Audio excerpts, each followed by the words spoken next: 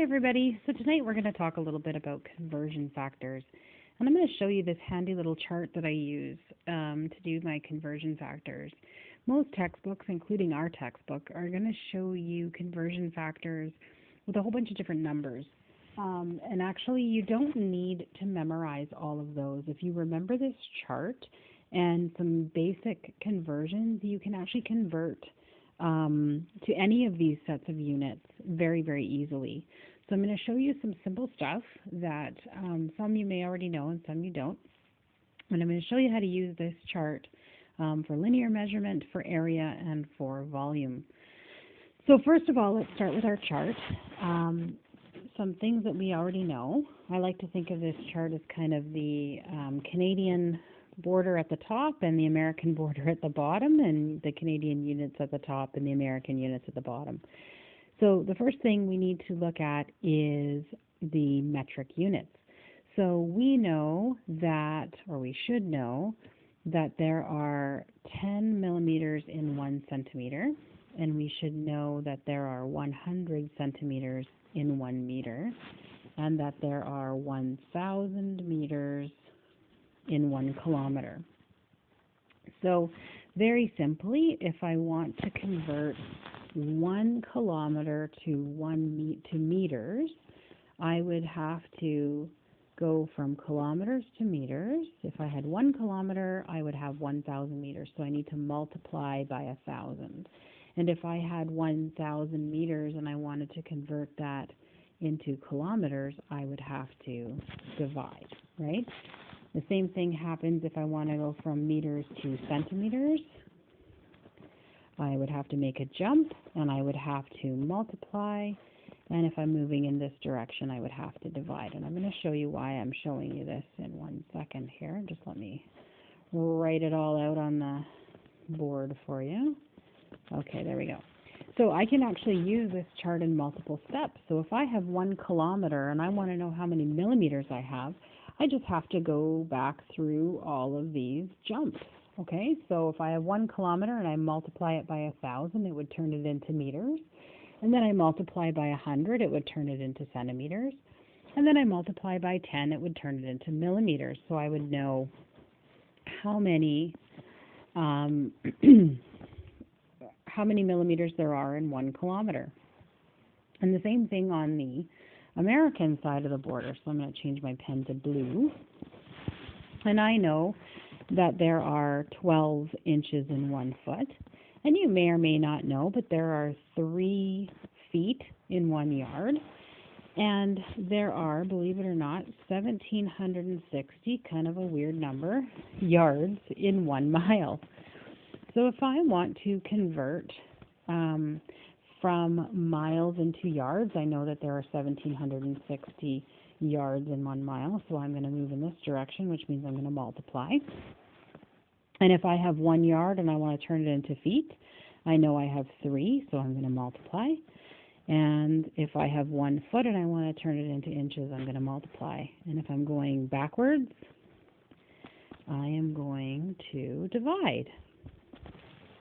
And again, I can use this table to do my conversions. So if I have 1 mile and I want to turn it into inches, 1 mile, turning it into inches, I am going to be moving in this direction. So I'm going to take that 1 mile, multiply it by 1,760, multiply it by 3, and then multiply it by 12 to turn it into inches.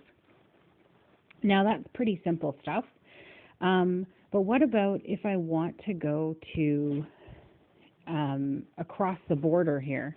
I always say this is like the exchange, going from inches into millimeters. Well, here's another number you're going to have to memorize.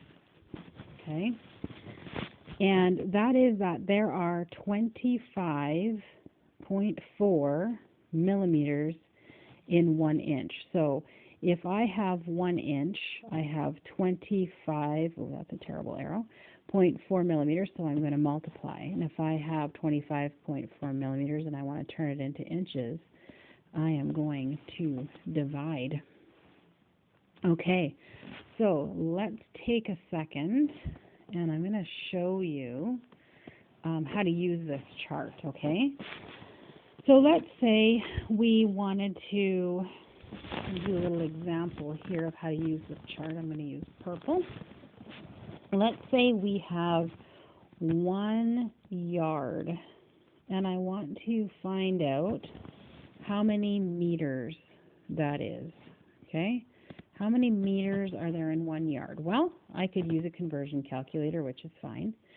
But in reality, if I'm out on the job site and I'm not allowed to have my cell phone, I might not remember what the conversion is for yards to meters. So we can use this little chart. And let's figure it out. So if I have 1 yard, so I know I have 1 yard over here, and I want to go all the way over to meters over here. I'm going to take my 1 yard, I'm going to write this down here, 1 yard, and I'm going to go into feet, so I'm going to go in this direction. So I am going to multiply my yards by 3. That is going to turn it into feet. Then I'm going to take my 3 feet and I'm going to multiply it by 12, and that's going to turn it into inches. Now I get to do fancy stuff and I get to cross the border. So if I'm going from inches into millimeters, I need to multiply by 25.4, and that's going to turn it into millimeters. And then I'm going to go from millimeters into centimeters, so I'm going to divide by 10. And then I'm going to go from centimeters and finally into meters, and I'm going to divide by 100. So this is going to put it into centimeters, and this is going to put it into meters. And that's going to equal how many meters? Okay, so let's do that math quickly on our calculator. And I know this looks like a lot of steps, but in reality, this is actually a lot simpler than trying to memorize a whole bunch of things. I am not big on memorizing. I find that the simpler, the better. It might take a few more steps, but it certainly is a lot easier. So I'm just quickly punching this into my calculator here. And I end up with 0.9144, actually, 0.9144. So I know that in 1 yard, there are 0.9144 meters, and that makes sense because I know that a meter and a yard are almost exactly the same size. So that's one example. Let's do another example going in the other direction. I'm just going to erase all this here, and we will do another one. So let's use a different number. Let's say we have 16 millimeters, and let's say 160 millimeters because that's not enough numbers.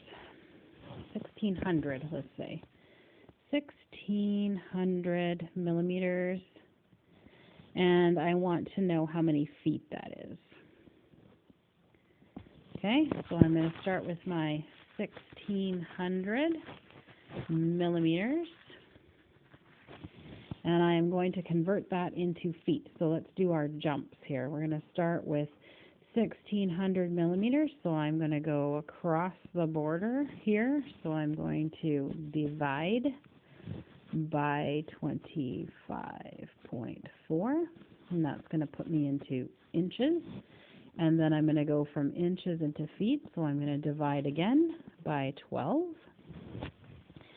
And that's going to put me into feet. So very simple little calculation. We're going to do 1600 divided by 25.4 divided by 12. And we are going to get 5.25, roughly, feet. Very, very simple. Okay, so this chart is very handy for using linear units, but I'm going to show you why this chart is even more handy. So along with having to memorize all of the units for linear measure, when we start getting into area and volume, those memorizations become really complicated. But believe it or not, we can still use this same chart. So if we think of area, the equation for a square area is length times width, and that equals units squared, right? It's a square unit. Basically, we're taking a length and a width, and we're calculating how much the area is. So if we think of it in that way, and I want to convert, let's say, 100 inches squared into feet squared, I can actually use this same chart because I know that area is length times width. So I can actually just use the chart by jumping everything twice. And what do I mean by that? Well, if I have 100 inches squared and I want to go from inches to feet, I'm going to divide by 12 once for the length, and then I'm going to jump again, and I'm going to divide by 12 for the width. And all of that together is going to put this into feet squared. So let's calculate that out. It's going to be a small number. 100 divided by 144 is 0.694, repeating, feet squared. Okay? And I can do the same thing if I want to go from feet squared into, well, let's do inches squared into millimeters squared. Let's use the same example. Let's pretend that I have 100 inches squared, and I want to turn that into millimeters squared. So what I would need to do is I would say 100. I am going to convert 2 times. So once for the length and once for the width. So I'm going to cross the border once by multiplying for the length, and then I'm going to cross the border again once for the width. So I'm going to take 100 times 25.4 times 25.4, and that is going to give me millimeters squared. And of course I can do this, for however many sets of units I want. If I've got square miles and I want to find out how many square kilometers it is, I would just need to do every single jump 2 times. And it becomes a lot of math, but very simple and easy to remember. So if you're out in the field and you can't have your calculator or your phone with you, you can quickly just grab a calculator and figure out that in 100 square inches there is, sorry, I did that wrong.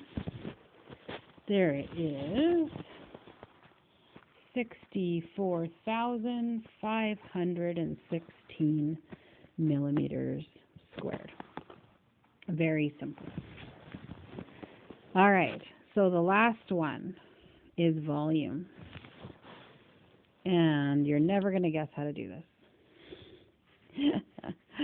You're going to jump 3 times. Why are you going to jump 3 times? Well, very simply, volume is equal to length times width times height. So that's 1 linear unit, 2 linear units, 3 linear units. So we need to jump 3 times for every one thing. So let's use millimeters cubed. Let's pretend we have 1,000 millimeters cubed, and I want to know how many. Let's convert to feet cubed, so we have a nice big long one to do for our last one. Oh, sorry, my video has to stop. I'll come back and do another recording in just a couple of minutes. I've maxed out my time. Okay, I'll come back and we'll finish this example.